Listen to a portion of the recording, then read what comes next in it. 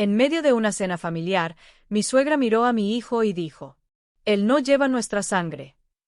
Lo que mi hijo respondió después rompió el silencio, rompió la mesa, y cambió nuestra familia para siempre. Mi suegra levantó la vista desde su copa de vino y, con una sonrisa tan fina como el filo de un cuchillo, dijo: «Él no lleva nuestra sangre». No gritó, no levantó la voz. Lo dijo como quien comenta el clima. Pero en ese instante algo dentro de mí se rompió. Ese momento quedó grabado en mi memoria como una cicatriz invisible. Una herida limpia, silenciosa, lo bastante profunda para sangrar por dentro, pero tan discreta que nadie más pareció notarlo. Estábamos sentados alrededor de una mesa larga de madera oscura en el piso de mi suegra, en Valencia. La mesa estaba decorada para impresionar, velas caras, copas de cristal fino, platos con detalles dorados que seguramente había comprado solo para ocasiones especiales. Era el cumpleaños número 60 de doña Carmen, y toda la familia estaba reunida. Pero bajo el brillo de las velas, el ambiente era frío.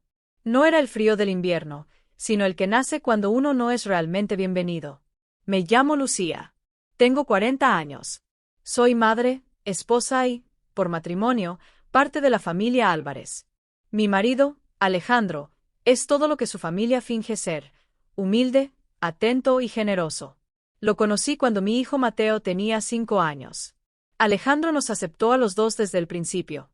Siempre decía que éramos su verdadera familia. El problema era que su madre nunca lo vio así. Nunca me dijo directamente que no pertenecía allí. Nunca me insultó abiertamente.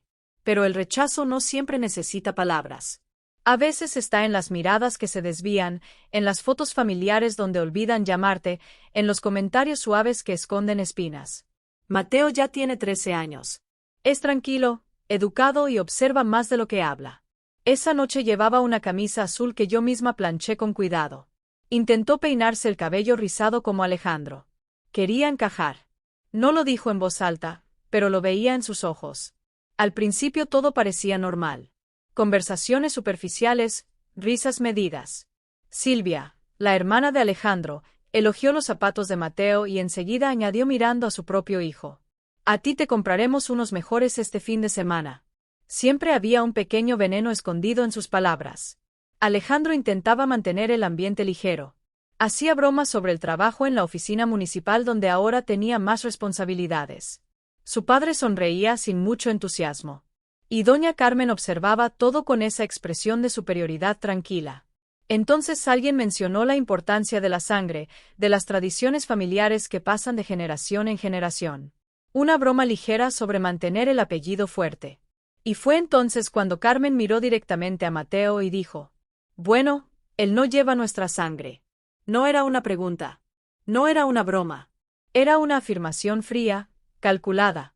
El silencio cayó sobre la mesa como un mantel pesado. Y en ese silencio, algo cambió para siempre. Las palabras quedaron suspendidas en el aire. Alejandro se quedó inmóvil con el tenedor a medio camino. Silvia sonrió de lado. Su marido bajó la mirada hacia el plato como si de pronto la comida fuera lo más interesante del mundo. Y yo sentí que me faltaba el aire. Miré a Mateo. Su tenedor flotaba sobre el plato. Parpadeó despacio. Sus hombros se tensaron apenas lo suficiente para que supiera que había escuchado cada sílaba. Y entonces se puso de pie. 13 años. Apenas más alto que el respaldo de la silla. Pero en ese instante parecía el más grande de todos en aquella mesa. No me miró. No lo necesitaba. Clavó los ojos en doña Carmen y dijo, con una calma que heló la sangre de todos: «Mejor. Porque yo no quiero ser parte de ustedes». No gritó. No lloró. No tembló. Fue tranquilo. Fue firme. Fue devastador. El silencio que siguió fue absoluto. Ni el tintinear de las copas, ni el murmullo lejano de la ciudad entraba ya en aquel comedor. Ese fue el momento en que todo cambió. No solo para Mateo. No solo para mí. También para Alejandro, y para la versión de nuestra vida que yo había estado aceptando durante demasiado tiempo. La cena había sido presentada como una celebración familiar. Oficialmente era el cumpleaños de Carmen, pero en realidad era otra excusa para exhibir logros, estatus y apariencias. Las invitaciones habían llegado semanas antes, escritas con ese tono rígido que parecía decir: «Es importante que estén. Y es importante que luzcan adecuados». Vinimos porque Alejandro lo pidió. Porque yo aún guardaba esa esperanza frágil de que, si seguíamos asistiendo, si seguíamos esforzándonos, algún día dejarían de tratarnos como invitados temporales. Antes de salir de casa, en el coche, Mateo me había preguntado: ¿La llamo abuela? Dudé unos segundos. Llámala como te salga del corazón. Él miró por la ventana. ¿Y si no me sale nada? Le sonreí suavemente. Entonces no tienes que llamarla de ninguna manera. La cena empezó como siempre. Besos en el aire, sonrisas estudiadas. Silvia me observó de arriba abajo antes de comentar lo elegante que estaba. Su marido bromeó con Alejandro sobre sus nuevas responsabilidades en el ayuntamiento, dándole palmadas en la espalda como si compartieran algún club exclusivo. Carmen apenas nos dirigió la palabra. Ni abrazo, ni agradecimiento por venir. Solo una mirada breve y un seco. Ah, ya están aquí. Durante toda la noche habló de los hijos de Silvia. El colegio privado al que entrarían. El campamento tecnológico en Barcelona. Un programa de liderazgo juvenil en Madrid. Cada frase era una comparación disfrazada de conversación. Nunca le hizo una sola pregunta a Mateo. Él intentó participar. Comentó lo bonita que estaba la mesa. Ofreció el pan con educación. Sonrió cuando Alejandro contó una anécdota. Pero cada gesto era recibido con indiferencia o con miradas que marcaban distancia. Yo sentía como mi hijo se iba cerrando poco a poco. Su espalda más rígida. Su voz más baja. Su sonrisa más breve. Y entonces Carmen habló de linajes. De apellidos. De nuestra sangre. Como si llevar el mismo apellido fuera un título nobiliario. Mateo, simplemente intentando formar parte del momento, acercó la cesta del pan a Silvia. Fue entonces cuando Carmen, sin levantar apenas la voz, soltó aquella frase. Bueno, es que él no es realmente uno de los nuestros. No fue fuerte, pero fue lo suficientemente claro como para herir. Sentí el estómago encogerse, la cara arderme. Y antes de que pudiera reaccionar, mi hijo ya estaba de pie, mirándola con una serenidad que no esperaba encontrar en alguien tan joven. Y ahora, después de su respuesta, nadie sabía qué hacer. Porque por primera vez, alguien había dicho la verdad en voz alta. No era la primera vez que Carmen me hacía sentir pequeña. Pero sí era la primera vez que dirigía esa crueldad hacia mi hijo delante de todos, sin el más mínimo disimulo. Mateo se quedó inmóvil, el tenedor suspendido en el aire. Vi cómo el dolor cruzaba su rostro como una grieta fina en un cristal. Solo fue un segundo, pero fue suficiente. Alejandro parecía paralizado. Abrió la boca como si fuera a decir algo, pero ninguna palabra salió. Silvia jugueteaba con su copa, evitando mirar. Su marido masticaba demasiado despacio, concentrado en el plato como si allí estuviera la respuesta a todo. Nadie dijo nada. Y ese silencio era lo más ruidoso en la habitación. Intenté alcanzar la rodilla de Mateo bajo la mesa, anclarlo, traerlo de vuelta a un lugar seguro. Pero antes de que pudiera tocarlo, él ya se había puesto de pie. Colocó la servilleta junto al plato con una calma deliberada que no se espera de un adolescente. Luego miró directamente a Carmen. No con rabia, no con miedo, sino con algo mucho más poderoso, claridad.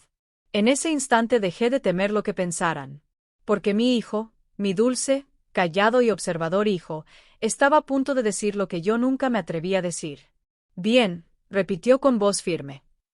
Porque no quiero ser parte de ustedes. El silencio barrió la mesa como un viento fuerte que arrancó todas las sonrisas falsas. Nadie se movió. Los cubiertos quedaron suspendidos. Las copas se detuvieron a medio camino.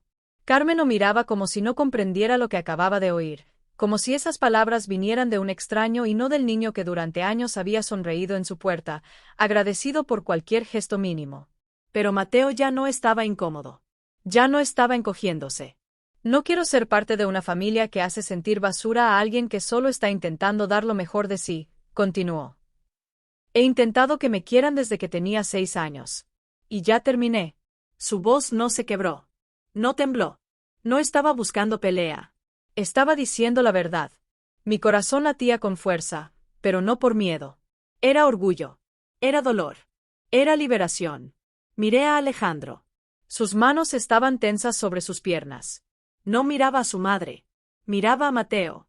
Lo estaba viendo de verdad. Carmen soltó una pequeña risa nerviosa. No lo dije así, Mateo. Él no retrocedió. Sí lo dijiste. Y aunque no fuera tu intención, Siempre lo dices de esa manera. Silvia carraspeó, intentando cambiar el tema. Pero el momento era demasiado denso para ignorarlo. Entonces Mateo giró hacia Alejandro. Papá, sé que me quieres. Pero no puedes seguir permitiendo esto. La frase cayó como un martillo. Alejandro parpadeó. Algo cambió en su mirada, como si una puerta interna se hubiera abierto de golpe. Empujó la silla hacia atrás y se puso de pie. Tienes razón. La voz de Alejandro fue clara, firme. Sin titubeos. Se giró lentamente hacia su madre. Basta, mamá, mamá, he ignorado esto durante demasiado tiempo, dijo Alejandro con voz firme. Pero Mateo es mi hijo. Es mi familia. Y si eso es un problema para alguien en esta mesa, dice más de ustedes que de él. Carmen abrió la boca para responder. No salió ninguna palabra. Alejandro no había terminado. He tenido tanto miedo de incomodar, de romper la armonía falsa, que permití que trataran a Lucía y a Mateo como si fueran temporales, como si estuvieran a prueba. Debí haber hablado hace años. Y lo siento. No gritó. No golpeó la mesa. Pero por primera vez en mucho tiempo, estaba completamente de pie en su matrimonio, en su paternidad, en sí mismo. Nadie en la mesa supo qué hacer con eso. Silvia bajó la mirada. Su marido carraspeó incómodo. Bueno, supongo que la cena se ha terminado, murmuró. Y en ese instante supe que éramos libres. No porque alguien pidiera perdón. No porque la noche terminara en abrazos. Sino porque la verdad había sido dicha. Y una vez que la verdad sale a la luz, ya no se puede fingir que no existe. Mateo me miró. ¿Nos vamos? Asentí. Sí. Vámonos. Nos levantamos. Salimos del comedor. Salimos del piso. Y de una manera mucho más profunda, salimos de la necesidad de demostrar algo a personas que nunca quisieron vernos realmente. No cerramos la puerta de golpe. No gritamos. Simplemente nos fuimos. Yo primero. Mateo a mi lado. Alejandro detrás. Nadie intentó detenernos. Nadie llamó nuestro nombre. El silencio que quedó atrás era pesado, como si la casa misma hubiera colapsado bajo el peso de una verdad demasiado grande. Recuerdo el sonido de los zapatos de Mateo sobre el suelo de azulejos, firmes, seguros. Recuerdo tomar su mano al salir a la calle. La apretó con fuerza. No por miedo, sino por decisión. Algo dentro de él se había roto. Y no volvería a unirse de la misma manera. Alejandro nos alcanzó junto al coche. Se quedó unos segundos en silencio, respirando como alguien que acaba de salir a la superficie después de años bajo el agua. Debí haber hablado antes, dijo finalmente. Lo miré, cansada y herida. ¿Por qué no lo hiciste? Miró primero a Mateo. Luego a mí. Porque creía que mantener la paz significaba quedarme callado. Pero ahora entiendo que la paz sin verdad no es paz, es control. Esa frase me golpeó más fuerte de lo que esperaba. Porque durante años yo también había hecho lo mismo. Sonreído.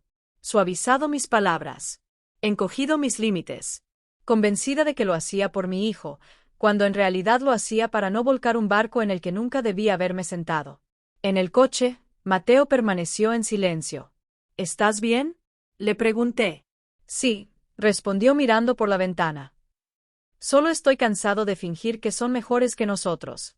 Y ahí lo entendí todo. No se trataba solo de una cena, ni de un comentario cruel. Se trataba de dignidad, de dejar de presentarte en lugares donde no eres querido, de trazar una línea que debió haberse trazado hace mucho tiempo.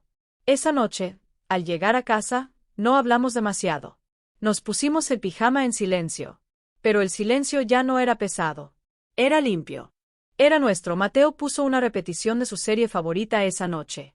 Yo preparé té y me senté a su lado en el sofá, como cuando era pequeño y se quedaba dormido apoyado en mi hombro.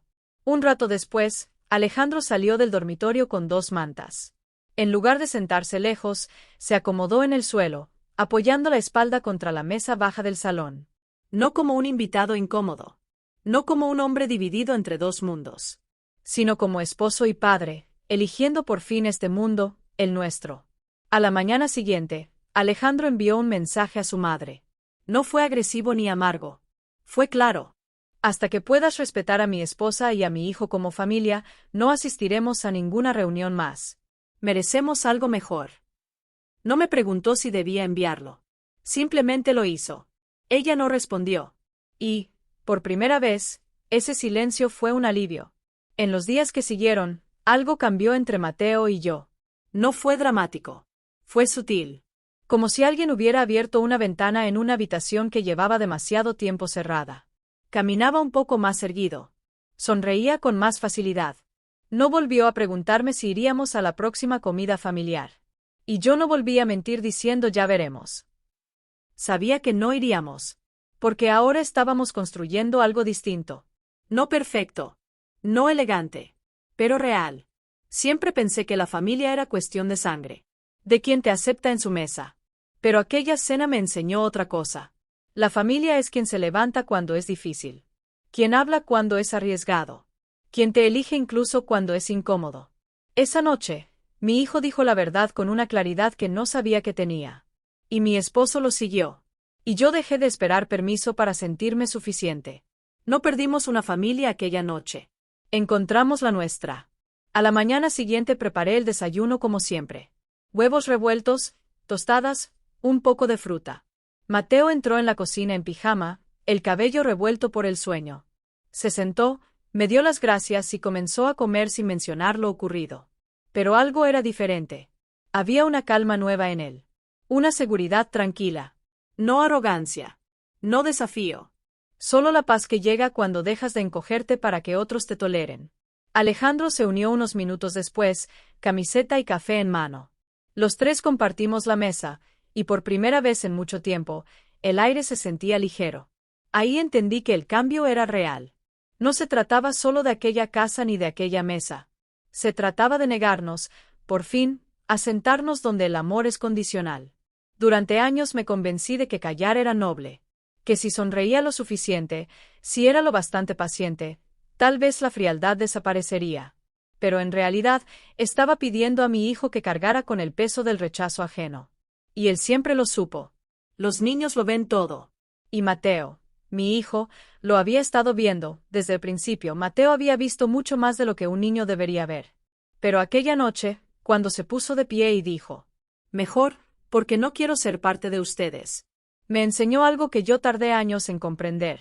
Me enseñó que los límites no nacen del rencor. Nacen de la dignidad.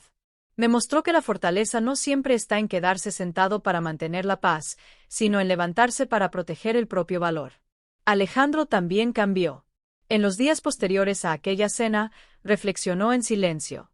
Luego se sentó con nosotros y pidió perdón. No solo por esa noche, sino por cada vez que guardó silencio mientras nos reducían con comentarios sutiles y miradas que excluían. No sabía cuánto les estaba pidiendo que soportaran, dijo. Y no sabía cuánto le estaba pidiendo a Mateo que fingiera. Desde entonces ha sido distinto. Más consciente. Más firme. Cuando alguien de su familia intenta contactarlo, ya no evita el tema. Marca límites. Dice no cuando hace falta. Ya no espera que asistamos a reuniones solo para mantener apariencias. De Carmen no hemos sabido nada. Ni llamada. Ni mensaje. Ni disculpa. Y está bien. No todas las personas regresan cuando estableces límites. Eso no significa que los límites estén mal. Solo significa que nunca tuvieron la intención de cambiar. Silvia envió una tarjeta navideña con un felices fiestas impersonal y una foto de sus hijos. No respondimos. Celebramos en casa, los tres. Alejandro preparó su famoso pollo al romero con ajo. Mateo hizo galletas desde cero. Jugamos, vimos películas, reímos con esa risa profunda que nace del pecho. Y fue más familia de la que jamás sentí sentada en una mesa llena de gente que solo nos veía como invitados temporales en su apellido. Porque entendí algo importante. La familia no es quien comparte tu sangre. Es quien comparte tu mesa, tu verdad y tu amor. Es quien te elige, no por obligación, sino por respeto. Mateo ya no pregunta por ellos. No menciona la cena ni el comentario ni el silencio que vino después. Pero camina con la cabeza más alta. Es más libre. Y esa libertad vale más que cualquier reconciliación forzada. Si alguna vez te has sentido fuera de lugar en la historia de otra persona, recuerda esto. No tienes que rogar por amor. No tienes que demostrar tu valor a quienes están decididos a no entenderte. Cuando tu verdad salga a la luz, no te disculpes por ella. Déjala existir. Déjala resonar. Déjala liberarte. Porque a veces, El momento en que dejas de pedir un asiento en la mesa es el momento en que entiendes que nunca debiste sentarte allí. Y ese entendimiento es el comienzo de algo mucho mejor. Algunas mesas no estaban hechas para ti.